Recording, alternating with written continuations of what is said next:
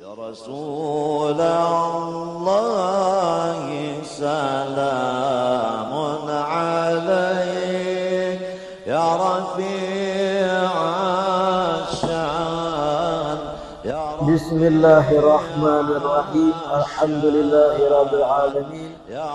Wassalatu wassalamu ala sayyidil mursalin wa imamil muttaqin sayyidina wa maulana Muhammadin wa ala alihi wa sahbihi ajma'in. Allahumma fashalli wa sallim ala sayyidina Muhammad miftah babi rahmatillah adada ma fi ilmillah salatan wa salaman daimaini bidawami mulkillah wa ala alihi wa sahbihi wa man walah wa la hawla wa la quwwata illa billah. Alhamdulillah, kembali dan selalu kita haturkan puja dan puji kehadirat Allah Subhanahu wa taala yang masih memanjangkan umur, melimpahkan kesehatan, keafiatan pada kita seberataan, sehingga kembali di malam Jumat ini dikumpulkan sama-sama hadir majlis ilmu yang mudah-mudahan membawa kita pada kebaikan-kebaikan dunia dan akhirat. Amin ya rabbal alamin. Melanjutkan kitab Al-Aujibatul Ghaliyah. Wa qad tasadda li raddi ala haula'il mubtadi'in jama'atun minal ulama al-muhaqqiqin nasihin lillahi wa rasulihi sallallahu alaihi wasallam wa li ibadihil mu'minin fabayyanu linnasi ahwalahum wa dalalahum wa allafu fi dhalikal kutubal katsirata. Melanjutkan pembahasan yang semalam masih seputar kelompok orang yang ketujuh menyalah-nyalahkan amaliyah kita, bahkan menuduh praktek-praktek amaliyah kita sebagai perbuatan syirik. Lebih-lebih lagi bebuhannya memakai ayat-ayat Al-Quran yang mana turunnya itu gasan orang kafir atau taguran gasan orang kafir. Ayat-ayat itu dipakai kelompok ini menyerang kita non muslim, mengomentari praktek-praktek amaliyah kita seperti ziarah kubur orang saleh, batabaruk mengambil barakat orang saleh, atau batawasul dengan orang saleh dalam doa. Dituduhakannya kita tuh menggawi perbuatan syirik, menyekutukan Allah. Bahkan tuduhan babuhannya itu dibalut dengan ayat-ayat Al-Quran yang sebenarnya turunnya tuh gesan orang kafir, kada gesan taguran orang beriman. Lalu dilanjutkan di sini, sungguh kelompok ulama atau banyak dari ulama kita yang menulis karangan-karangan membantahi akan tuduhan-tuduhan mereka itu, tuduhan-tuduhan orang yang ketujuh menyalahkan kita.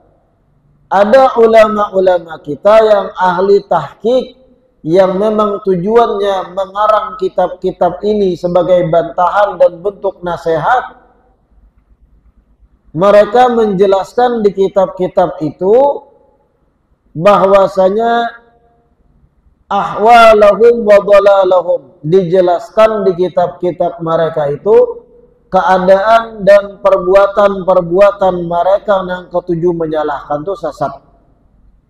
Wa allafu fi dzalikal kutub al-katsirah, dan ulama kita banyak juga mengarang kitab membantahi tuduhan-tuduhan yang salah dari kelompok buahnya.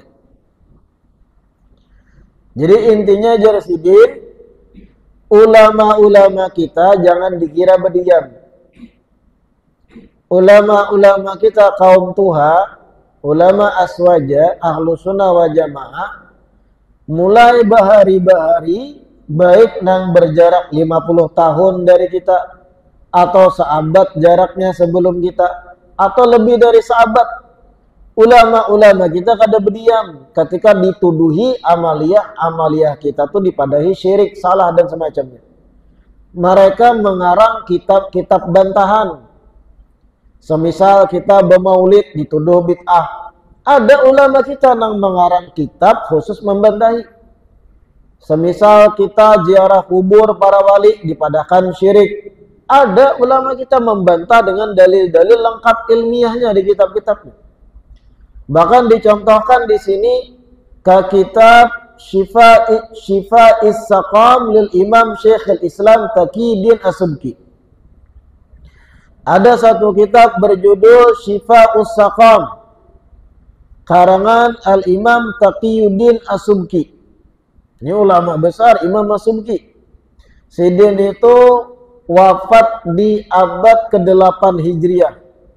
Artinya ratusan tahun yang lewat jaraknya lawan kita. Kita aja 1400-an.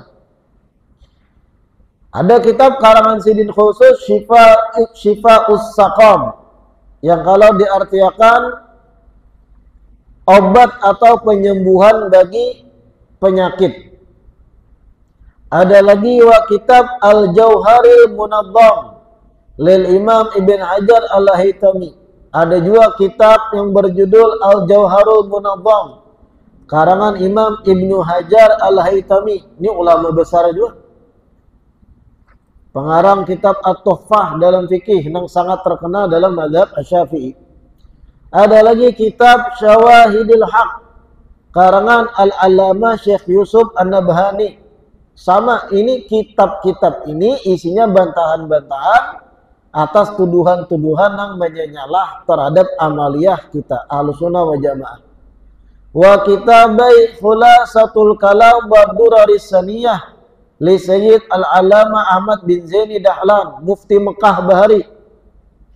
Sebelum Mekah itu dikuasai oleh kerajaan Saudi sehingga dikuasai oleh Ahlus Saud, sebelum itu ulama-ulama Mekah itu jangan pian kira nang ketujuh membid'ah-bid'ahkan. Pelajari kapan kerajaan Saud itu menguasai Mekah dan Madinah. Bagaimana proses mereka menguasai Mekah Madinah.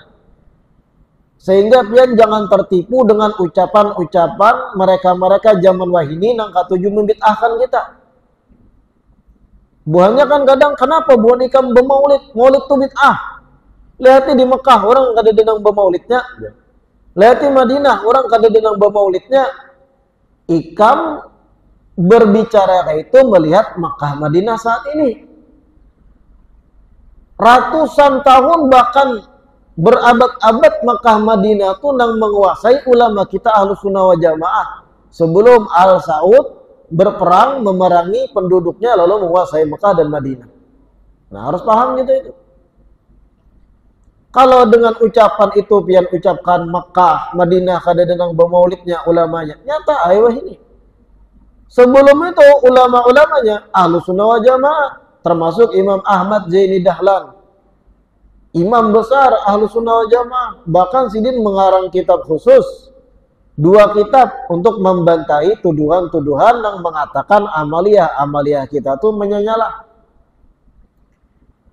Kemudian lagi kadang nang rancak dibahas bebuannya, kenapa kita Ahlussunnah wal Jamaah ini kalau ada seorang yang soleh meninggal dibangunakan kubah, dibangunakan nisan nang bagus, baik, betabut, bahasanya itu tabut, ada bangunan dibangun di atas kubur.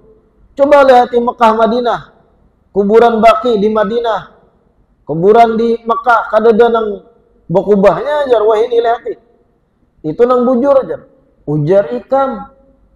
Pelajari, cari foto-foto peninggalan zaman bahari ketika mana Mekah dan Madinah masih dipegang oleh kerajaan Turki Utsmani. Kubah-kubah itu mulai bahari ada. Bahkan di pemakaman Baqi di Madinah itu kita kawal meminandui, ini makam sahabat fulan, ini makam imam fulan, ini makam Imam Malik, ini makam sahabat fulan, ini makam istri Nabi fulanah. itu ada kubah-kubahnya, bahkan nisan-nisannya. Ketika mana bubuhan Sa'ud ini menguasai, lalu mereka hancuri barataan, diratakannya, jadi semacam ada batu wara. Bahkan gak ada tahu nih makam siapa lagi. Amun dengan dalih lihati Mekah, Madinah, kuburan berataan rata ya. Pian melihat nang wahini setelah dikuasai kerajaan Sa'ud. Ribuan tahun Mekah Madinah, makam-makam tokoh Islam sana berkubah. Makam Siti Khadijah zaman wahini, istri Nabi, rata. Coba cari peninggalan foto-foto bahari di Google mungkin ada. Makam Siti Khadijah masa lalu, zaman masih Turki Utsmani menguasai Mekah Madinah. Ahlus Sunnah yang menguasai ulama-ulamanya. Ada kubah gananya makam Siti Khadijah. Dibangun bangunan tinggi, penghormatan gasan Siti Khadijah. Wah ini gak ada lagi. Lalu pian dengan melihat keadaan wah ini mengatakan harusnya kita kayak itu juga, jangan ada kubah. Contoh Mekah Madinah. Mekah Madinah itu berkubah bahari, makam-makam tokoh-tokohnya. Pelajari sejarah bagaimana Al Saud menguasai Mekah Madinah. Karena ketika mana Al Saud menguasai Mekah dan Madinah, disitulah masuk pemahaman Wahabiyah nang sedikit-sedikit membid'ahkan dan menyalahkan. Sebelumnya ulama kita berataan nang mengisi Ahlus Sunnah wal Jamaah bermaulid, membaca burdah di Ka'bah di Masjid Nabawi, pujian-pujian kepada Nabi dibacakan, hal-hal yang mereka saat ini salah-salahkan itu digawi bahari di Mekah Madinah. Ratusan tahun kada pernah berubah. Ketika Saud menguasai hanya ada perubahan. Makanya ulama-ulama kita bahari itu menuntut ilmu ke Mekah. Kenapa? Zaman itu Ahlus Sunnah wal Jamaah menguasai. Datuk Kelampayan Syekh Muhammad Arsyad Al-Banjari, ketika beliau menuntut ilmu ke Haramain, itu ulama-ulama di sana berataan ulama Ahlus Sunnah wal Jamaah. Tidak ada halaqah ilmu pun digelar di Masjidil Haram mengecualikan yang menggelar tuh ulama Ahlus Sunnah wal Jamaah. Makanya menjadi kiblat ilmu bahari. Sayyidina Syekh Saman Al-Madani Ahlus Sunnah wal Jamaah yang megang Madinah saat itu ulama besarnya. Bukan yang anti maulid, bukan yang anti burda, bukan yang anti ziarah kubur. Itu masa jayanya Ahlus Sunnah. Ketika mana Mekah Madinah dikuasai Al Saud, disitulah lalu paham-paham mereka dipaksakan, diharuskan, diterapkan di sana. Bahkan wah ini pian baca maulid di Madinah bisa tangkap orang. Saking bubuhannya secara otoriter menguasai seberataan itu. Nah ini tadi Imam Ahmad Zaini Dahlan, ini mufti Mekah bahari, mengarang dua kitab, Khulasatul Kalam dan kitab Durar As-Saniyah. Isinya apa? Membantahi paham-paham yang menyalah. Ada lagi kitab Ghawthul Ibad karangan Syekh Al-Alama Abi Saib Al-Hammami. Ada lagi kitab Furqanul Quran karangan Syekh Al-Alama Salama Al-Azami. Ada lagi kitab Sulhul Ikhwan karangan Syekh Dawud Al-Afandi. Ada lagi kitab Bara'atul Asy'ariyin min Aqaidil Mukhalifin karangan Abu Hamid Ibn Marzuq. Ada lagi kitab As-Sawa'iqul Ilahiyah karangan Syekh Sulaiman bin Abdul Wahhab. Nah, Syekh Sulaiman bin Abdul Wahhab ini dang sanak dari Muhammad bin Abdul Wahhab. Siapa Muhammad bin Abdul Wahhab? Inilah pencetus paham Wahabi.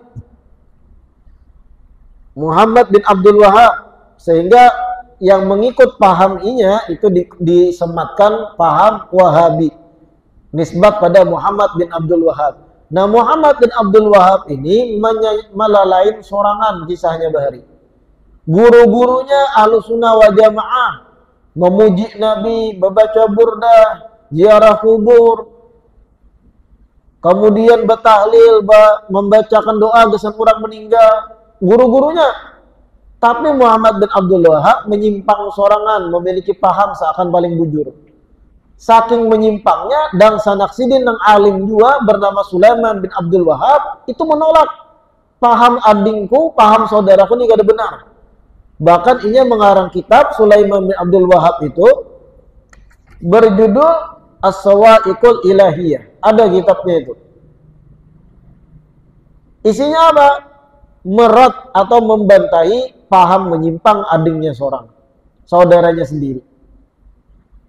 Yang mana paham Muhammad bin Abdul Wahab inilah yang diambil oleh kerajaan Saud, yang dijadikan mereka dasar keagamaan yang wajib diterapkan di Haramain saat ini oleh mereka kerajaan Saud. Ada lagi kitab Nafasir Rahman karangan Al-Alama Ismail bin Mahdi Al-Ghurbani ila ghairi dzalik, dan kitab-kitab lainnya yang banyak benar, yang mana ulama-ulama kita membuktikan mereka kada tinggal diam ketika mana dituduhi amaliyah mereka itu dianggap bid'ah atau salah. Termasuk kitab yang kita pelajari ini, kitab Al-Ajibatul Ghaliyah, ini isinya kandungan-kandungan bantahan-bantahan terhadap tuduhan-tuduhan yang menyalahkan amaliyah kita kaum Tuhan. Jadi ingatkan tadi ya, kalau pian melihat Makkah Madinah saat ini, jangan pian kira kondisi saat ini itu adalah kondisi yang sama ratusan atau ribuan tahun yang lewat ke itu Makkah Madinah. Paham lah maksud kalian? Jangan pian mengira kondisi, contoh tadi pemakaman Baqi. Pemakaman Baqi itu pemakaman yang luas, di situ sahabat-sahabat banyak dimakamkan, di situ imam-imam mazhab banyak dimakamkan, wali-wali, ulama-ulama, sholihin banyak dimakamkan. Kalau pian saat ini melihat pemakaman Baqi di kota Madinah, rata. Kada lalu nisan ini makam siapa, ini makam siapa, batu wara diandaki, kemudian pasir wara. Jangan pian mengira kondisi kayak itu tuh dari bahari. Kalau pian kena ketika umrah atau haji melihat, kenapa beda lawan di Benua? Di Benua makam wali berubah. Harusnya diratakan kayak ini juga aja pian. Karena kiblat Islam itu Madinah, Makkah. Wah, ini pemahaman yang keliru. Ingat kan? Jangan pian mengira kondisi makam yang rata kayak itu adalah kondisi yang sudah berabad-abad mulai bahari. Salah. Bermula perataan makam itu ketika Al-Saud menguasai Makkah Madinah. Sebelumnya siapa yang memegang otoritas Makkah Madinah? Itu Turki Utsmani, kerajaan Islam Ahlussunnah wal Jamaah. Ketika itu pemakaman-pemakaman Baqi, Ma'la, dan pemakaman lain Subaikah itu berataan tokoh-tokoh besarnya berubah. Ada nisannya, diketahui ini makam siapa, ini makam siapa. Tapi ketika tadi Al-Saud masuk, mengadopsi paham Muhammad bin Abdul Wahab, rata berataan jadinya. Bahkan kalau pian ziarah wah ini di Baqi di Madinah, betapun pun tukang jaganya. Mana ya makam Sayyidina Ja'far bin Abi Thalib, sahabat Nabi. Kita tunjuk, inikah makamnya aja kita. Apa jawabnya? Hadza maqamun abdun min ibadillah. Ini makam hamba Allah.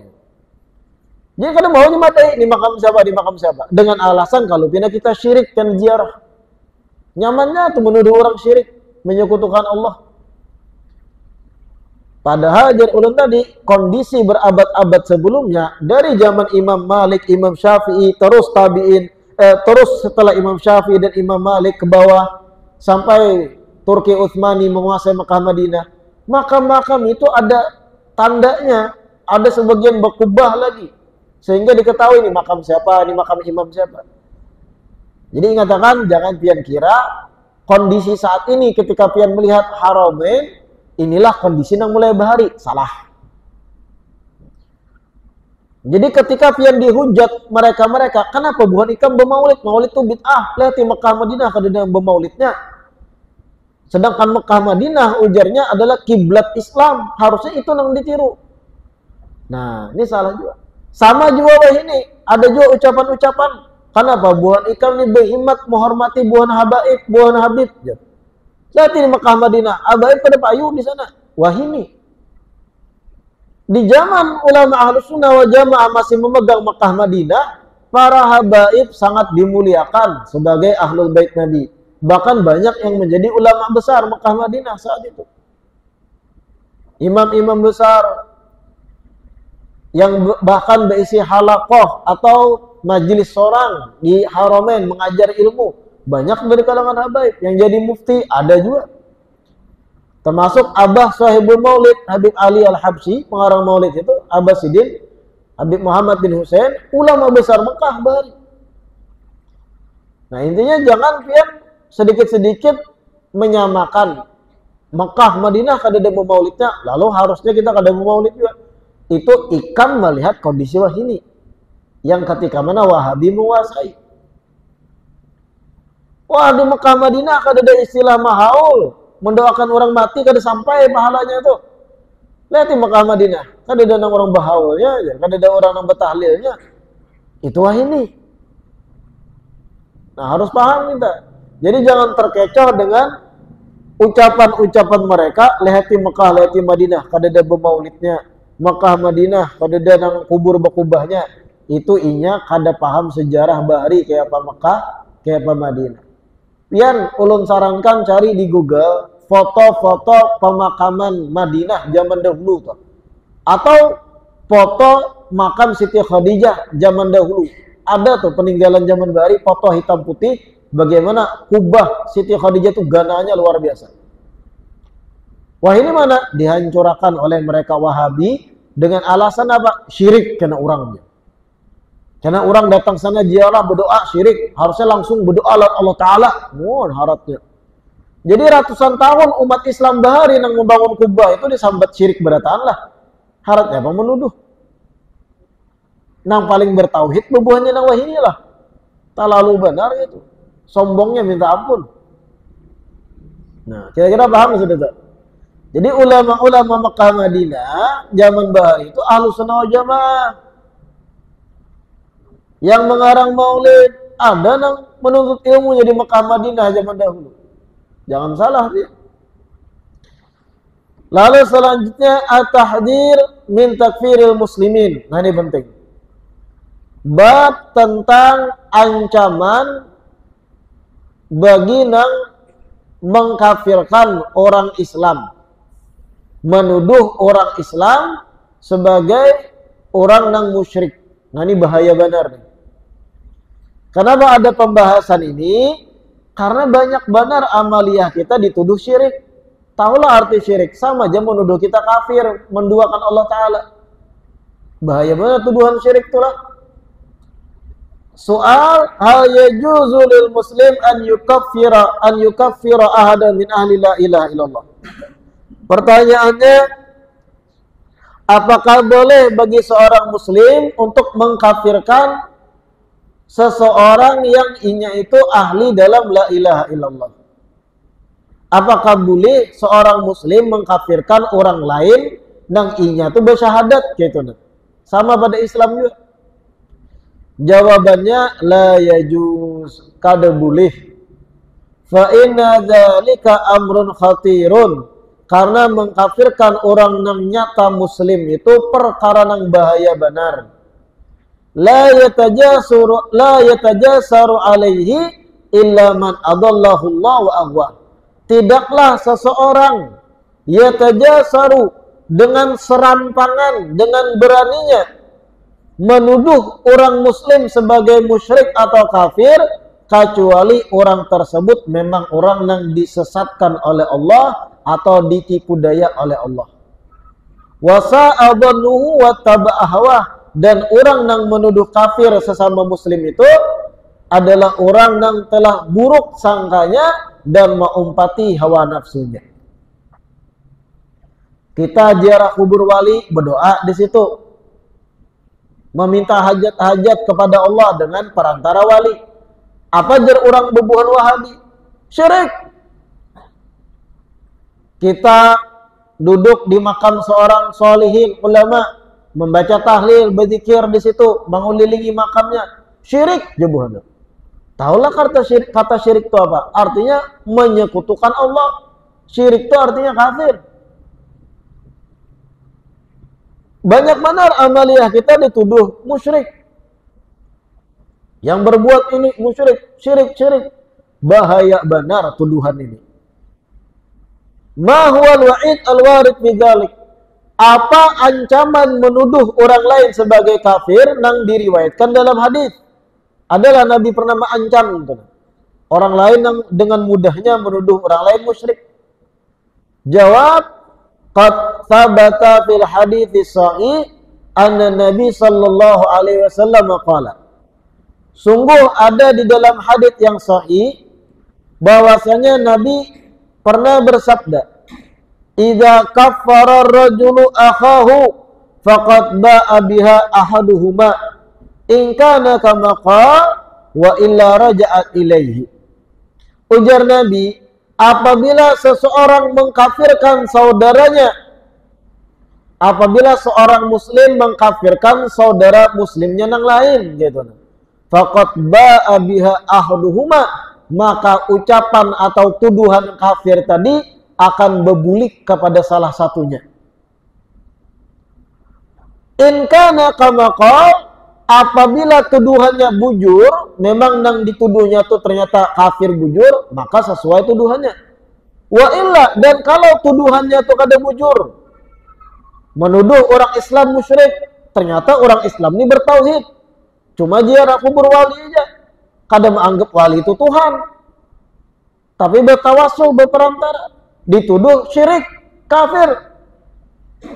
Wa illa raja'at ilaih, kalau tuduhannya salah, kekafiran itu berbulik kepada si penuduh, ujar Nabi. Hati-hati benar.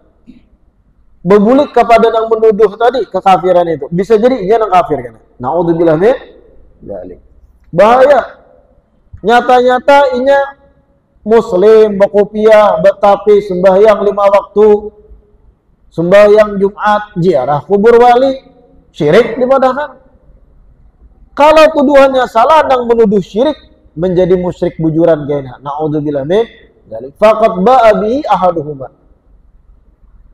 Wa illa raja'at ilaih. Kalau tuduhannya salah, berbulik kepada inya, tuduhan kafir tadi. Qala al-Imam Abu Bakar al-Baqillani rahimahullah. Berkata Imam Abu Bakar al-Baqillani, ulama besar, inna idkhala alfi kafirin fil Islam bi syubhati islamin wahidatin ahwanu min takfiri muslimin wahidin bi alfi syubhati kufrin, intaha. Nah, ini Imam Abu Bakar al-Baqillani menyuruh kita berpikir, merenungkan ucapan sidin.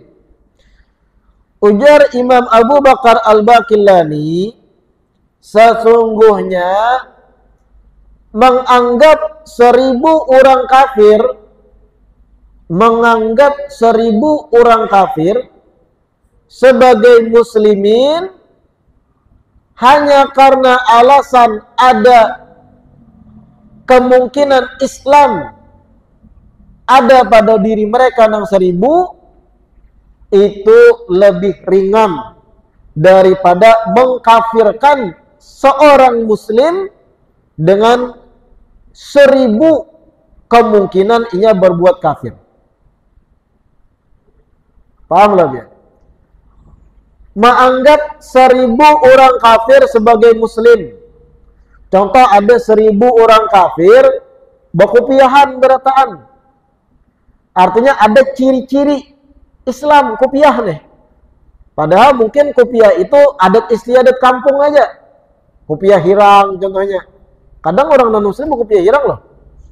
Di beberapa tempat tuh. Jangan tertipu pian. Ulun pernah ngisi acara di Kalteng, Maulid, ceramah ini di Gaulun berkopiah hirang betapih juga. Soalnya non-muslim. Empat hadir.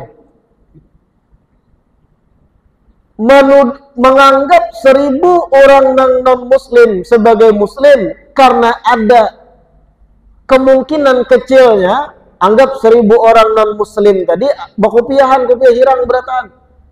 Kita anggap mereka tuh Islam gara-gara ada kopiah tadi. Padahal ternyata adat istiadat kampungnya aja berkopiah. Kita anggap 1000 orang kafir ini sebagai muslim. Ini lebih ringan daripada apa jadi sidin? Mengkafirkan seikung dan jelas-jelas muslim. Gara-gara ada 1000 kemungkinan perbuatan kafir yang dibuatnya. Ada orang muslim yang nyata muslim, diketahui abahnya muslim, umaknya muslimah, ia lahir sebagai muslim, diketahui sembahyang 5 waktu, ia berjumat juga lawan kita. lalu ada 1000 perbuatannya yang mengindikasikan itu perbuatan orang kafir. Jangan pian tuduh inya kafir. Karena yang kita yakini inya selama ini dikenal sebagai muslim. Apalagi kalau cuma satu perbuatan, nyata-nyata muslim, sembahyang 5 waktu, berjumat lawan kita, ziarah kubur wali, dituduh kafir, musyrik. Ini terlalu benar. Jangankan satu indikasi, 1000 indikasi yang mengarah bahwa inya kafir, jangan dituduh kafir. Maksud Imam Abu Bakar Baqilani. Karena itu berat dibandingkan ada 1000 orang kafir, lalu pian anggap mereka muslim gara-gara satu ciri Islam ada pada mereka. Buku piahan. Satu orang yang nyata-nyata muslim dari lahir, abah umatnya muslim, sembahyang Jumat lawan kita, terkumpul terus. Ada terindikasi perbuatannya itu nang berbau kekafiran, jangan langsung tuduhnya kafir. Walau ada 1000 perbuatannya terindikasi arahnya bahwa inya ini kafir, jangan dituduh kafir dulu. Bahaya benar itu maksud Imam Abu Bakar Baqilani. Ini kada nyata-nyata muslim mulai lahir, bahkan sudah haji, ziarah kubur wali dipadahi syirik. Kadalah terlalu benar gitu. Dipadahi musyrik, ziarah kubur aulia nang di Jawa, wali 9, syirik. Mahauli kubur ulama wali Allah, dudukan di makam sidin, diberi bunga-bunga, syirik, menyembah kubur. Siapa nang menyembah kubur itu siapa? Disambutnya kita menyembah kubur, datangi ziarah wali. Ini lucu benar tuduhan-tuduhan ini. Dan ini gencar bahari mereka tuduhkan. Wah, ini memang di zaman modern ini tak kurang buahnya. Nang wani ucap langsung syirik. Bahari dikit-dikit syirik, ya hendak tahu. Di zaman internetnya tak kurangnya, karena takutan viral. Sarang orang mau nyembeti amaliyah orang syirik. Zaman bahari, ingat benar ulun sebelum ada internet yang merebak ini, sedikit-sedikit amaliyah kita dituduh syirik. Haul seorang wali, berkumpulan kita membaca maulid di Kubah Sidin, mengelilingi makam. Kenapa menyembah kubur ya? Siapa nama menyembah kubur? Kada ada nang seikung pun nang hadis itu kada ada nama anggap di kubur di Tuhan. Pian nih ziarah kubur wali, menganggap wali itu Tuhan kada? Dah. Tapi apa dalam hati kita? Ini kekasih Allah, orang yang dekat posisi di sisi Allah. Mengharap dengan kedekatannya di sisi Allah, kita berdoa di situ, kabul doa kita. Itu ngaruhnya praktek tawasul. Nah, pertanyaannya tawasul ada dalilnya kada? Baduyau dalilnya. Karena ada bab khusus. Pian datang ziarah wali, berdoa di situ, ya Allah kabulkan hajat ulun berkat wali ini. Itu tawasul ngaruhnya. Ada dalilnya kada? Baduyau. Banyak. Karena ada babnya masalah tawasul. Dituduh syirik. Nyata-nyata nang ziarah wali ini berhaji 3 kali anggap. Hakun jutaan puluhan juta habis tulang umrah ini untuk ibadah dipadahi syirik ketika ziarah kubur wali. Nah, ini bahayanya. Bubuhannya itu. Memang jadi tak kurang bukannya wani bicara, kecuali forum tertutup. Wah, behemat tuh kita diserangnya.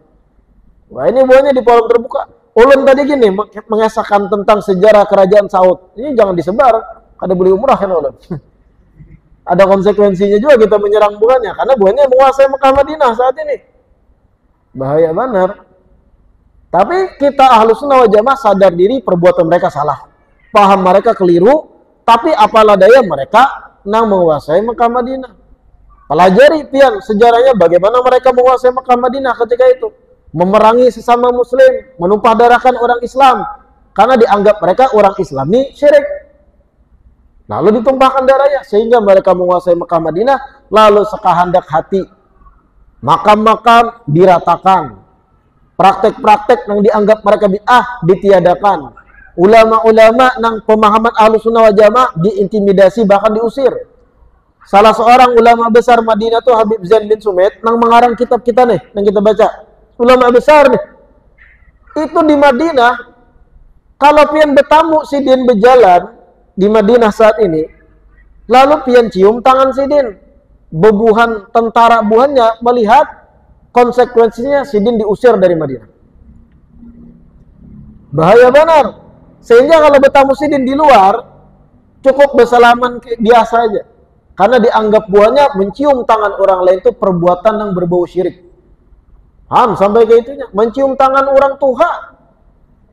Ulama, cium tangan kita bolak-balik dianggap perbuatan mengkultuskan makhluk. Dianggap salah. Makanya ketika ulun 2010 tulak haji dari Yaman, ada titipan salam dari salah seorang murid Habib Zain yang mengarang kitab ini. Tolong kalau entisan bertamu Habib Zain di Madinah, sampaikan salam ulun. Kebetulan ulun pas ziarah Masjid Kuba, ada beliau berjalan dengan murid sidin berdua. Ketika ulun berparak hendak bersalaman, murid sidin menegur, jangan dicium tangan sidin. La tuqabbil yadal Habib. Jangan cium tangan sidin. Kenapa? Karena tentara itu memperhatikan kemana sidin tulak. Kalau kelihatan ada yang mencium tangan sidin, itu jadi alasan sidin diusir dari Madinah. Kalau boleh tinggal Madinah lagi. Padahal sidin hendak tinggal di Madinah demi berparak makam Nabi Shallallahu Alaihi Wasallam. Mencium tangan disalahkan. Apalagi kalau kita di Banjar nih nancap mencium batis ulama. Mana ada juga yang ekstrem nih. Ada bujur juga bang kayak itu. Nah, cuman ada kayak itu. Saking cintanya dengan orang alim, batisnya dicium maginnya. Dipadai. Kenapa menyembah manusia? Mohon. Kada ada nama anggap sidin itu Tuhan, kada ada. Pian mencium tangan orang alim, pian menganggap sidin Tuhan, kada ada. Ada nama anggap sidin Tuhan? Dah ada. Tapi kita mengtakzim, menghormati ilmu sidin, amaliyah sidin, wirid sidin, zikir sidin, kedekatan sidin di sisi Allah. Kemudian mencium tangan, apakah ada dalilnya? Ada. Sahabat Nabi mencium tangan, Sayyidina Abdullah bin Abbas, ada dalilnya. Jadi kada sembarangan juga praktek kita. Di padabuhannya syirik, jangan cium tangan. Makanya lucu kadang pesantren-pesantren bebuhan yang ketujuh membid'ahkan, buahnya itu membangun pesantren juga inilah. Padahal pesantren sendiri itu bid'ah loh. Kada ada zaman Nabi pesantren.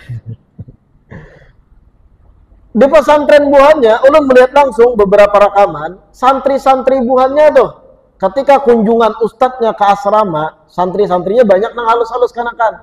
Bersalamannya kayak mana? Kayak bersalaman lawan kawan. Hei, ya,